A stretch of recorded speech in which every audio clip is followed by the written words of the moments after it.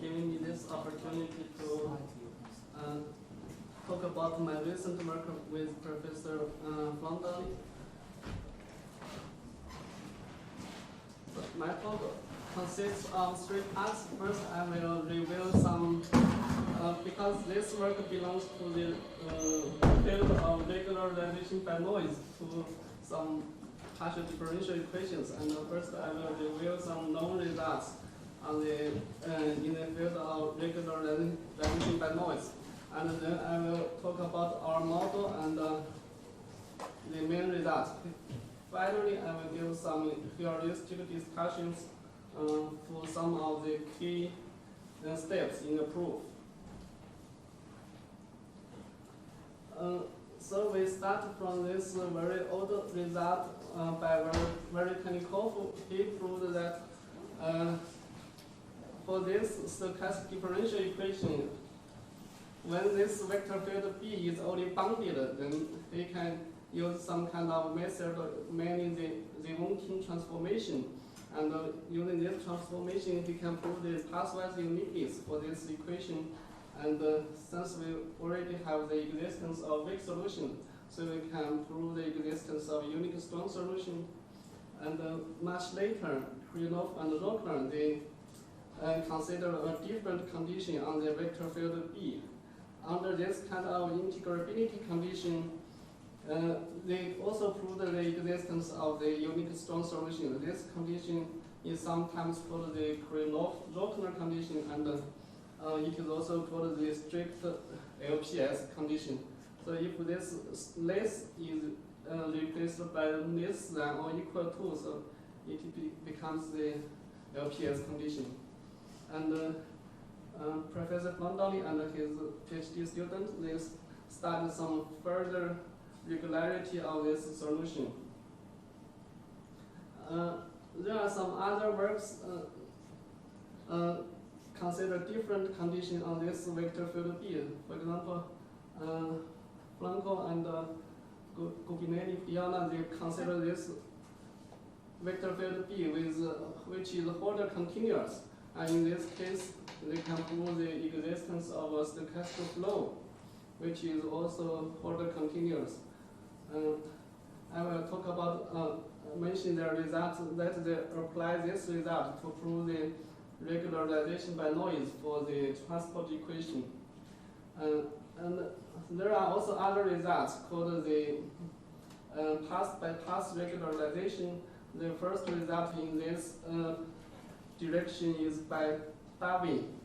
And he proved that for almost every Brownian path, this equation has a continuous, unique continuous solution. And later, Professor Gubinelli and his co-author, they further developed this idea. And this sentence is taken from their paper. So they defined something which can quantify the regularizing properties of this our given continuous path on the existence and uniqueness of solution to the equation.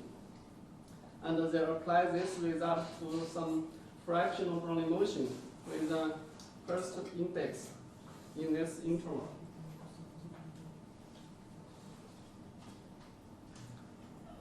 There are also some results in the infinite dimensional case. So we consider such a stochastic differential equation in this Hilbert space. And A is some kind of unbounded operator, and B usually is a bounded operator, and with some F is more regular but can be unbounded. The first result is by Zapato and Flandoli. Basically they generalize their result in to the infinite dimensional case. B is order continuous and F is Lipschitz. And later there are some other improvements. So here the B is only bounded measurable, but in this case F is taken to be 0. And later B is still Fourier measurable and bounded, and F is the gradient of some function, so F can be unbounded. But we cannot apply this kind of result to those equations in fluid dynamics because the nonlinearity does not have the form of this advection term. There are also some results on the regularization of the additive noise to the Navier-Stokes equation. The first result I mentioned is by Flandoli and Navier. They developed a stochastic version of this Cavallini, Kohn, and Nuremberg type result. So to introduce this result, we need a notion which is a time-space point. It is called regular if the function is essentially bounded in the neighborhood of this point. Otherwise, it is called a singular. So if we denote S to be the set of singular points, so S is a random set. And then for a special, for this martingale suitable weak solution, we can prove that almost surely the one-dimensional Hausdorff dimension of this set is 0. And for stationary solutions, we prove that for any t positive, so now as t omega is a set of spatial points. So almost surely, for given t, almost surely this set is empty. But it is still unknown if we can take the intersection over t, if this is with probability 1. Okay, this is the first result. And later, Dapato and Debussy, they solved the chromography equation associated to the 3D Navier-Stokes equation. And they proved some kind of the existence of a Markov semigroup, which also has some regularities.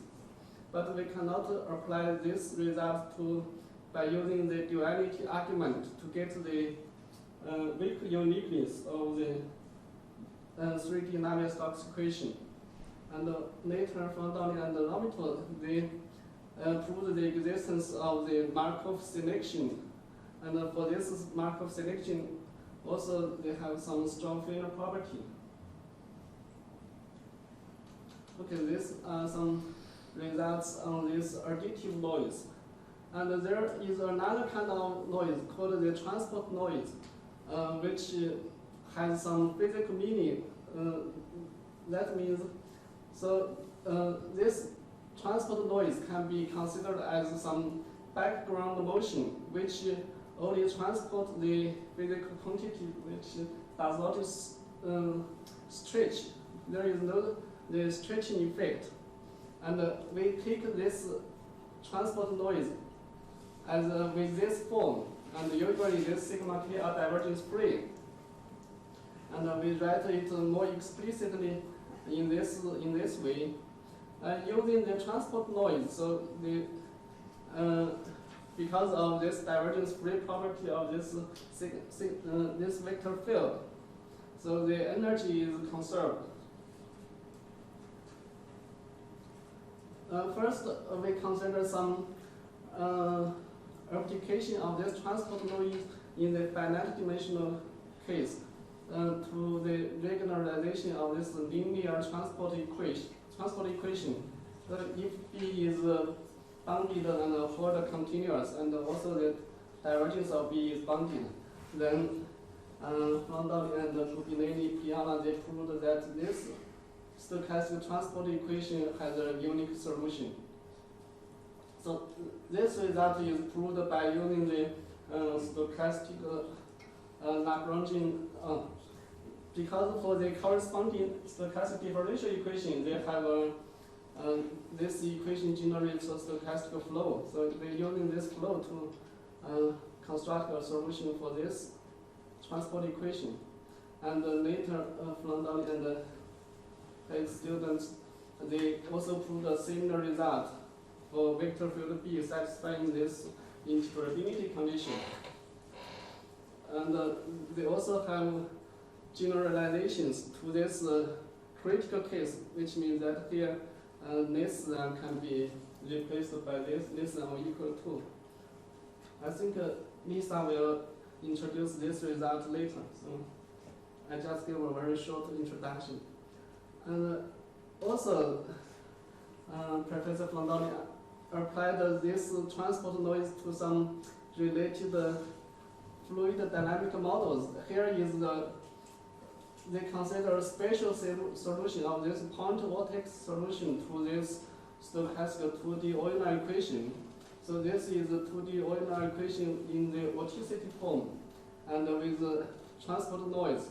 But if we start this solution, this equation from a spatial initial condition, so this point vortex, then we can interpret this equation as a stochastic point vortex dynamics. And in this case, if there are some non-degenerate condition on the covariance function, then we can prove that starting from any admissible initial condition, the point vortices will not collapse, so they will not meet each other. And later they have a similar result for this more complex model, for this Hausdorff model. So also under this non-degenerate condition of this noise part, they can prove that these point charges will not meet each other. Next, I will introduce some result in the finite dimensional case, which is related to the stabilization by noise, this theory due to Arnold. And so we consider this finite dimensional linear ODE. So A0 is a matrix. For this equation, if A0 has some positive eigenvalues, then this trivial solution, this xt equals to 0, this solution will not be stable. Because if we start from the directions which corresponds to the positive eigenvalues, then these solutions will explode exponentially. And so, can we stabilize this system by adding some kind of noise?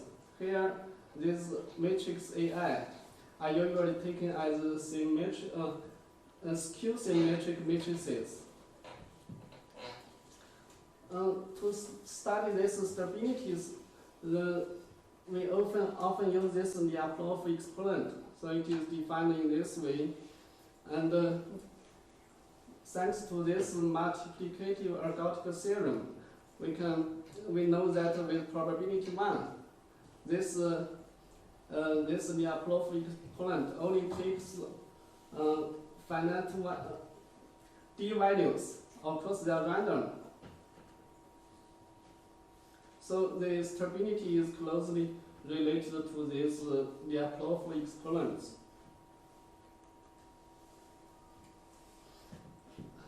Then here we add a constant nu in front of the noise. This can be interpreted as the intensity of the noise. Professor Arnold and his co-authors, they proved that there exists some skew-symmetric matrices, A1, AM, and such that for any epsilon positive, there exists a nu zero. Nu zero is the intensity of the noise. Then for any nu greater than nu zero, they can prove that the top Navier-Stokes exponent, which means the biggest Navier-Stokes exponent, is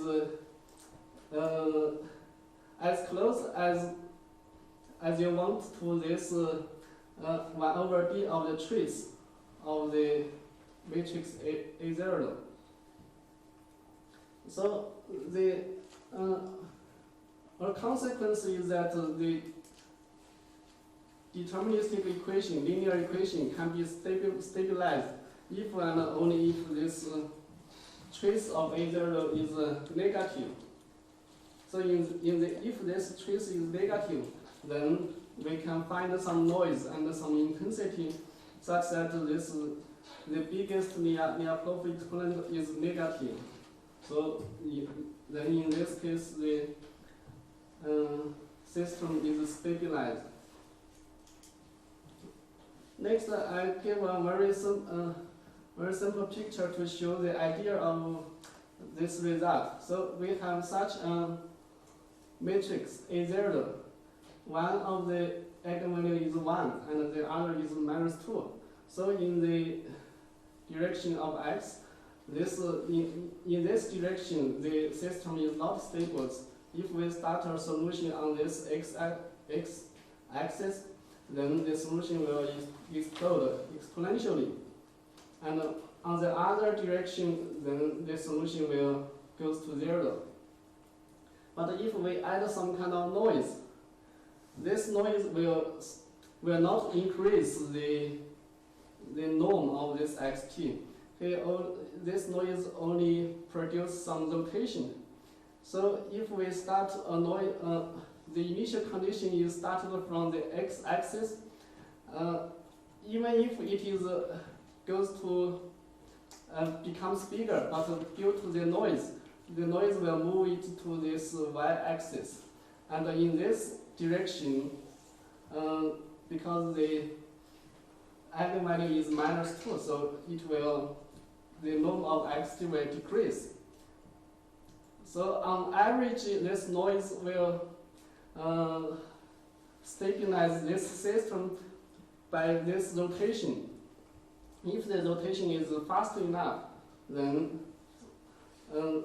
no matter where is the starting point, the system will not go to infinity and will instead they will converge to this origin.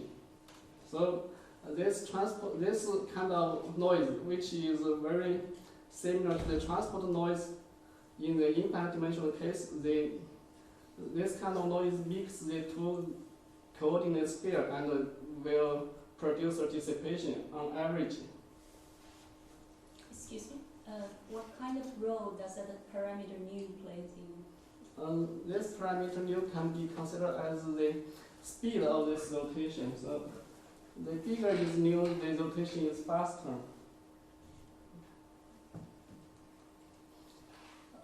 So here is a conjecture by Marek Kapinski. So this story is told to me by Franco. We have seen some stabilization by noise in the finite dimensional case. So there is a conjecture by Marek Kapinski. Maybe this stochastic transport noise can stabilize some parabolic partial differential equation. Here I give a very short heuristic discussion. So here is a Hit equation, and we add some transport noise to this Hit equation. This transport noise is very similar to this Q-symmetric matrices in the finite dimensional case, because this transport noise has this kind of integration by parts. It is Q-symmetric. So this transport noise will not increase the L2 norm of UT. It only produces some kind of like rotation, but not because we are in the infinite dimensional case. So it's this transport noise will mix the Fourier modes of this Laplacian operator, and we know that Laplacian operator has this negative eigenvalues. So, for example, if we consider the finite dimensional projection of Laplacian to a finite dimension, then we have this -1 or -2 square, -k square, -n square. Then the trace of this finite dimensional projection will go to -infinity.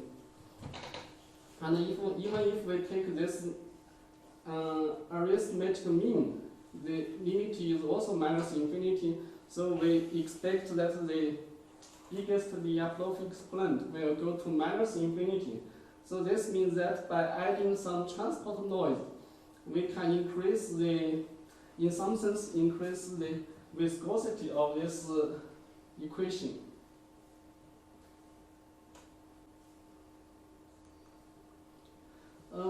There are some existing results in the deterministic case. I will mention two of them. One is by Professor Constantin. Then, in 2008, they studied this KT equation on a compact manifold, and they added a transport term to this equation. Here, B is some kind of Lipschitz divergence-free vector field, and they proved the dissipation enhancement. So here is the exact result.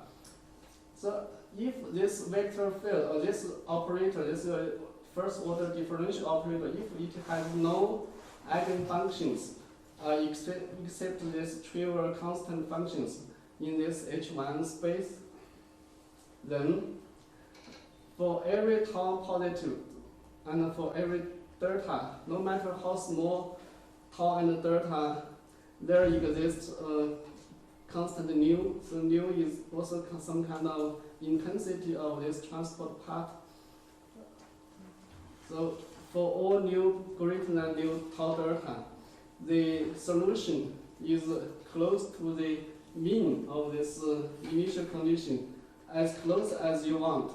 So in arbitrarily short time, phi nu can be very close to the mean of this initial condition. So usually, if we only have this KT equation, although this phi nu converges to the mean exponentially, but still you have to wait for quite a long time. Here, you can generalize this in arbitrarily short time. So the next result is due to Ayer. He is a student of Constantin. So recently they have studied this kind of nonlinear equation, and they added some kind of transport term to this nonlinear equation.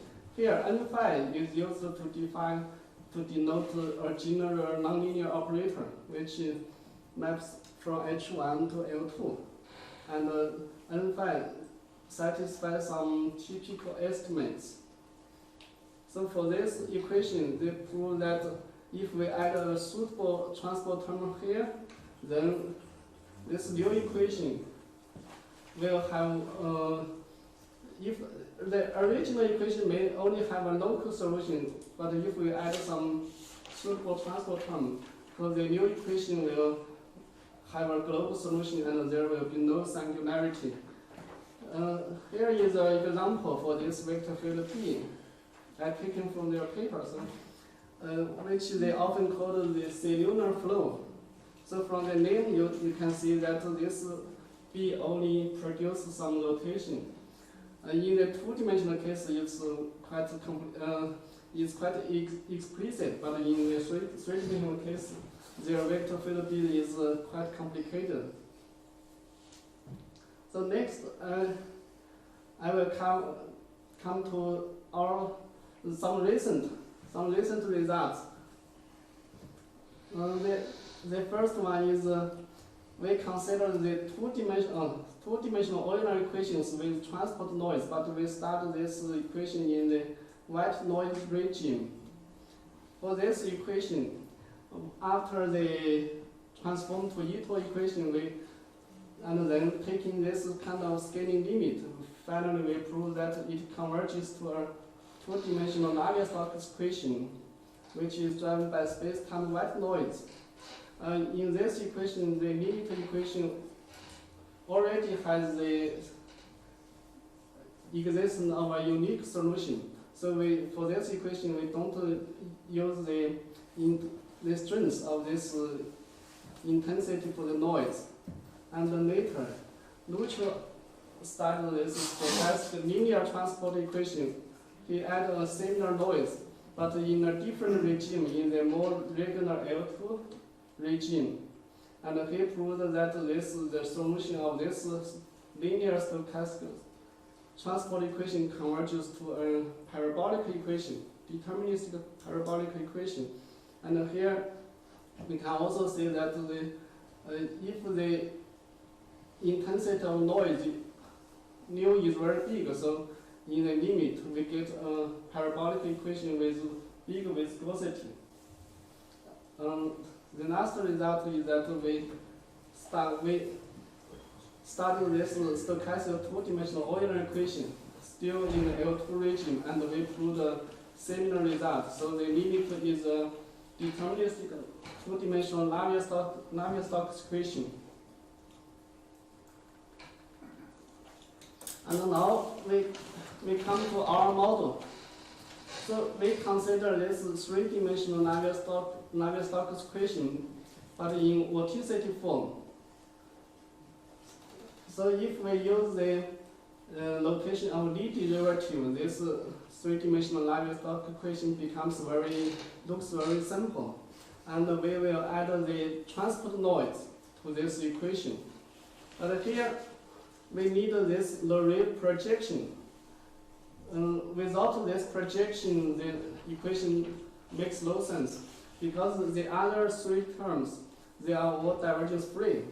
But even if this noise eta and this cosine is vorticity is divergence free. Eta is divergence free, but this term is not divergence free, so we need this projection. In fact, this projection is the main difficulty in this study.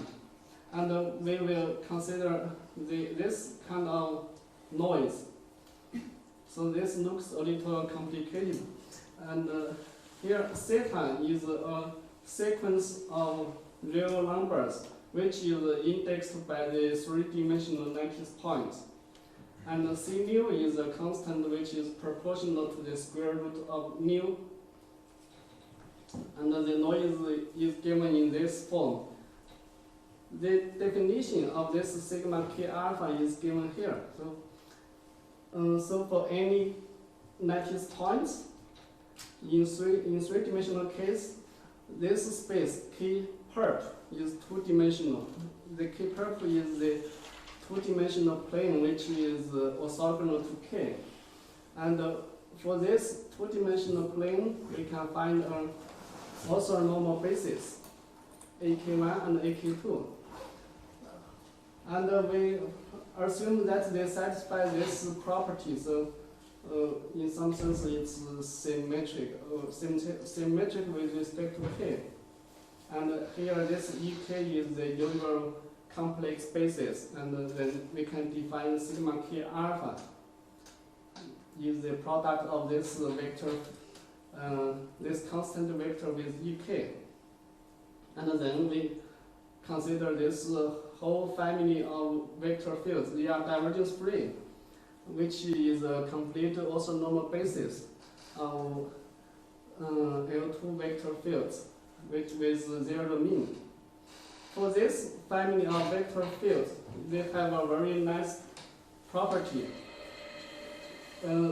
This property, the proof in fact is not very complicated, but I don't have time to give the proof here. So basically, for such a term which will come from the Stratonovich to equal corrector, and then it gives an identity matrix. So this basically will give the Laplacian term. So here I repeat the equation that we consider, but the noise part is written more explicitly. And we assume that this theta, the sequence of numbers indexed by the lattice points, we assume that it is radially symmetric. And these vector fields that we have just defined, and we transform this Stratonovich equation into Ito equation. Here, this Brownian motion are complex Brownian motion. So here is sigma k alpha and sigma minus k alpha. So we get such a Stratonovich Ito correction form. Excuse me, what do you denote that? I mean, what is the notation? It's absolute value, k? This is the norm in R3. Okay. The norm in R3. Okay. So here, this part in blue is the Stratonovich Ito corrector. We will slightly simplify this term. So here I repeat this Stratonovich Ito corrector, and we have to deal with this Laurier projection. We denote this pi perp, the orthogonal projection, so we can write the term. Here I only consider this term inside of this square, inside of this square. So this projection is the difference of original term with the orthogonal projection. For this term there is no projection, so it's this term is very easy to deal with. In fact, using this equality here, we can greatly simplify this term, which gives us the mu of Laplacian psi. But the rest of the term with the orthogonal projection, for the moment we cannot simplify it. We just give a new notation to it, I theta psi.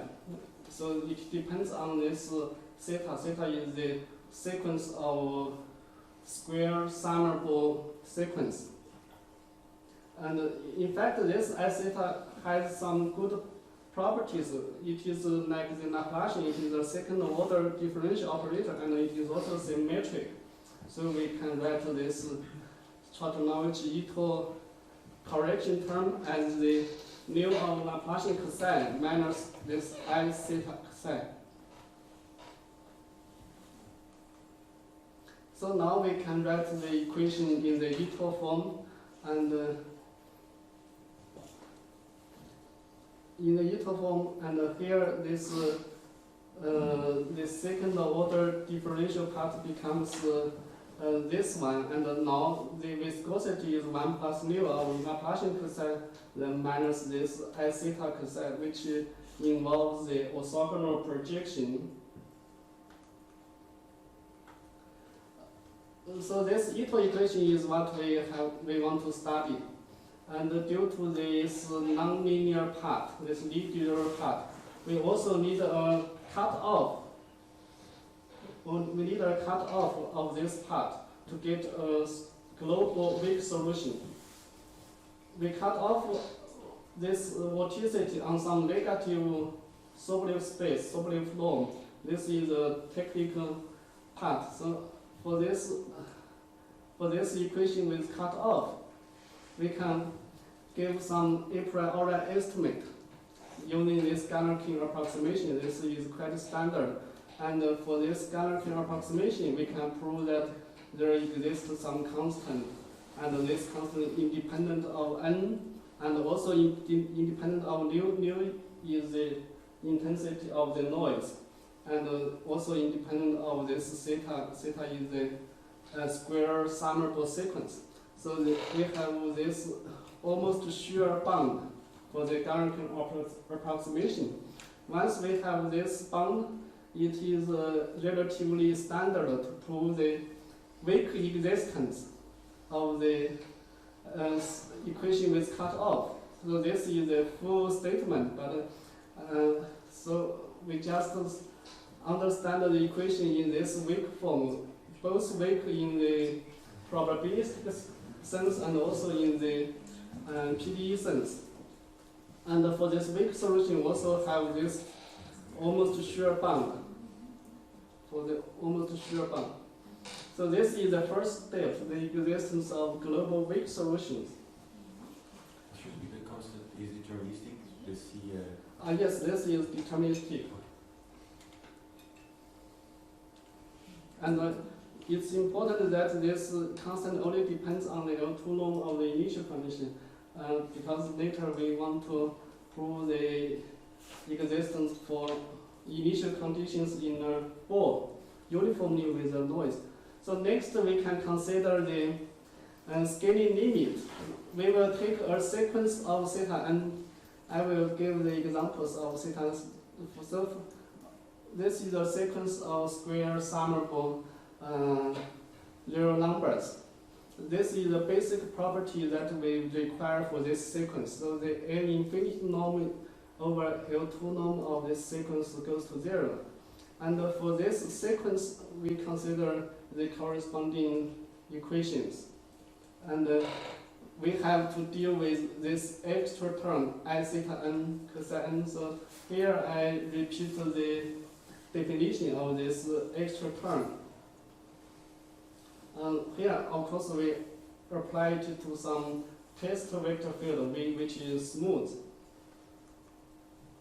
And for this extra term, if we take a suitable sequence of theta n, we can prove that it has a very simple limit with a constant 2/5 times mu over in front of the notation. I have to admit that this constant 2/5, we don't have any explanation for this constant. But here are two examples for this theta and how do we choose this sequence of square summable sequence.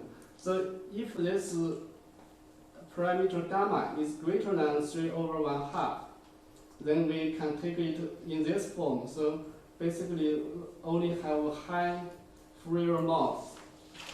And if this gamma is less than equal to 0/5, then we can start this from 1, the Fourier modes. The reason is that because if gamma is too big, greater than 0/2, then we know that this sum is finite. This sum is finite, so the L2 norm will not go to infinity, but the L infinity norm of this sequence is equals to 1, so this will not go to 0. So in these cases, we can prove that this we have a simple limit for this extra term, this one. Yeah, if I have time, I will give a short heuristic argument for this limit. For the moment, we assume this limit and we consider the scaling limit of this sequence of equations. So this equation looks very complicated here also with the cutoff. And thanks to this limit that we have just proved, we have just shown here, we can prove a scaling limit for this sequence of stochastic Navier-Stokes equations. So if the initial condition cosine n0 converges weakly to some cosine 0, then for any t positive, no matter how big t is, and there we can find some big nu and big r. R is the threshold for the cutoff. We can find a big R. And such that the weak solutions of this stochastic 3D Navier-Stokes equation converges to the deterministic 3D Navier-Stokes equation. So this equation looks very simple. Here this 3/5 times nu comes from here this limit, because in our equation there is 1 plus nu, then minus 2/5 nu, it gives us this 1 plus 3/5 nu. So anyway, here this constant in front of nu is positive, so if nu is very big, this limit equation has a very big viscosity. So this limit equation has very good properties. And we can also prove such a limit property for the approximating equations. So if we consider this x, which is the intersection of the L2 space and also this continuous space with h minus delta. So we consider this intersection. And we denote by Cn cosine 0, which is the space of nodes of weak solutions to the approximating stochastic Navier-Stokes equation. So because the weak solution, for the moment we don't know if it is unique or not, so starting from a given initial condition, there may be many weak solutions. So this Cn cosine 0 is usually not unique. We can prove such a limit. So here Qn is a weak solution of the approximating equation starting from some cosine 0. And also we take the supremum with respect to this initial condition in a given ball. we can prove that this probability goes to zero uniformly as n goes to infinity. Here I write this way, psi 0 to denote the unique solution to this deterministic Navier-Stokes equation. Because the viscosity is very big, so it has a unique solution starting from any initial condition in a given ball. So this is the second result on the scaling limit. And we can derive some consequence from this limit result. Here is some classic result for the deterministic straight Navier-Stokes equation. So because I will go through it quickly. So for this deterministic equation, we have some explicit estimate, and for the evolution of this L2 norm of the vorticity. So if this, I denote this nu 1 to be the 1 plus 3 over 5 nu. If this nu 1 or this nu is very big, so we have an explicit estimate. And if we take R big enough, so we can, for the solution of the deterministic equation, we have such an estimate. And then for the approximating equations, because we have this kind of the uniform convergence of this probability, so which means that cos n is very close to this cos, then for any epsilon positive, we can show that the probability that the approximating solutions cos n is less than r with a very big probability. And we can define a stopping time for this approximating equations. So this stopping time is greater than any given t with big probability. So this means that the transport noise will give us a longer existence time for these approximating equations. And we have such a result. So for any given R0, R0 is to denote a ball for initial conditions, and T in the lifetime for the solution, and any epsilon positive, we can choose nu and R big enough. Then we can find some big N. Here N is used to denote the noise. So for any cos 0 starting from this ball, we can find a weak solution for this approximating equations starting from this cos 0, and define a stopping time. This stopping time is greater than any given t with big probability. And for this equation, so it satisfies, for this cosine, it satisfies this equation here. We don't need the cutoff because we constrain the time in front of this stopping time. So for this equation, there is no cutoff term. So this reduced to the Navier-Stokes equation without cutoff. And next, we can prove a pathwise uniqueness result for this stochastic straight Navier-Stokes equation. Once we have some kind of bound for these two solutions. So if the two solutions both satisfy some bound in this space, and we can prove that they have some pathwise uniqueness. In fact, the proof is the same as the deterministic case. And we can deduce from the previous two results that for this stochastic Navier-Stokes equation, they have a unique strong solution up to some given time t with a probability greater than 1 minus epsilon. So this last part is followed from some Yamada-Watanabe argument. finally, I will give a little heuristic discussion for this limit. So here is this extra term I theta n v, and the vector field sigma k alpha is defined in this way, and this ak1, ak2, just for reminder that it is an also normal basis of this k curve, and we can put such a limit. Here is to recall that we can choose this theta nk in these two ways. So next, I will briefly explain how can we put such a result just in a heuristic way. So what we have to deal with is this orthogonal projection.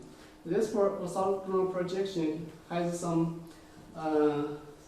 heuristic expression. So we first, for vector field, we compute the divergence, and then we apply the Laplace minus 1 to this divergence, and then take gradient. This is a definition of this pi curve. And if the vector field x has some kind of Fourier expansions, here xl is a complex vector. In this case, it is also very explicit. So we just project this xl in the direction of L. So L are Fourier components. We just projection xl in this direction of L. It is the gradient of some function. And so here is some to recall that the definition of the orthogonal projection. And next we take some very special vector field which only depends on one Fourier component. For this, we can do explicit computations to get to the expression for this I theta nv. Of course, it is a little complicated, but if n is very big, which means that k and l are very far from each other. So this projection of al beta in the direction of k minus l is more or less the same as the projection of al beta projected to the direction k. So these two terms are more or less the same, and here we see that the expression is simplified. And next we take the inner product of this term with the complex conjugate of v. Take the inner product, and we can simplify a little bit. Okay. And next, since this is an orthonormal basis for R3, we can use this property to simplify it further. If this beta and beta prime are not equal, so by some symmetry argument, this term will disappear. So only the term remains is that beta equals to beta prime, and what we get is this one. And next, we can do some simple computations that I write here. So the sum, basically this is due to that the projection of al beta, not the projection of this k over the norm of k. This is a unit vector.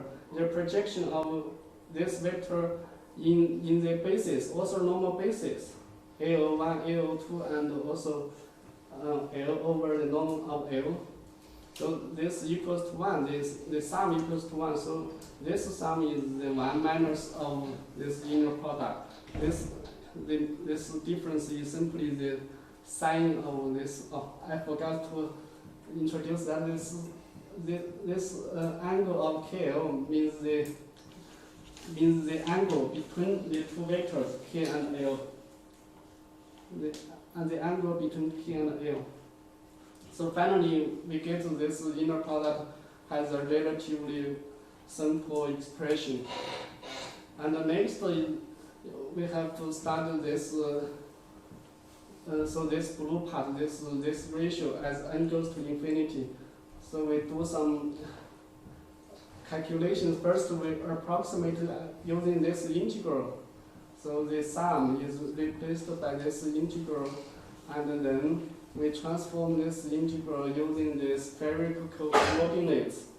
And we find that only the green part remains. And this green part we can compute it explicitly. So this gives us some constant.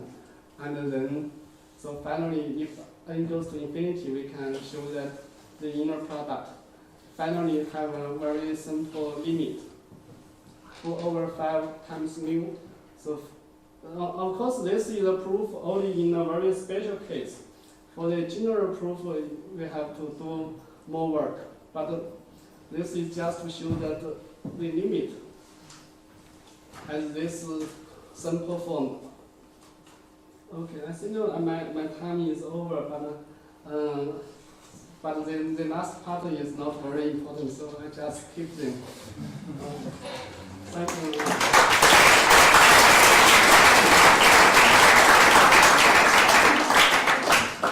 So, thank you very much. Mario has a question. Sorry. I have a couple of questions. First one, can you do the same for Euler? No. For Euler, the first step does not work. We don't have an error estimate. Okay. But okay, and the type of analysis you consider, which regularity does it have? Which regularity? Regularity. I mean, okay, well. In fact, the regularity is not very. I mean, this sigma k they are taken as a smooth divergence-free basis of this L2 space. In fact, the regularity is hidden in this theta nk, but theta nk are always taken as finite compared. Yeah. So there are only finite many free modes for the noise. I see, but when you send them n to infinity, does this? Because they change with n, so it does not really. Okay, in the limit is very simple, so it has nothing to do with the regularity of the noise. Okay. More questions? So the decay of the probability that the solution is away from a weak solution, right? You have these probabilities which are going to 0. It's not. Do you mean this Yeah, one? here for this limit, yeah. You don't have, so you have estimation of how it decays, or? We don't have the rate, we only have, in fact, this is proved by arguing by interdiction, so we don't have any speed of this convergence.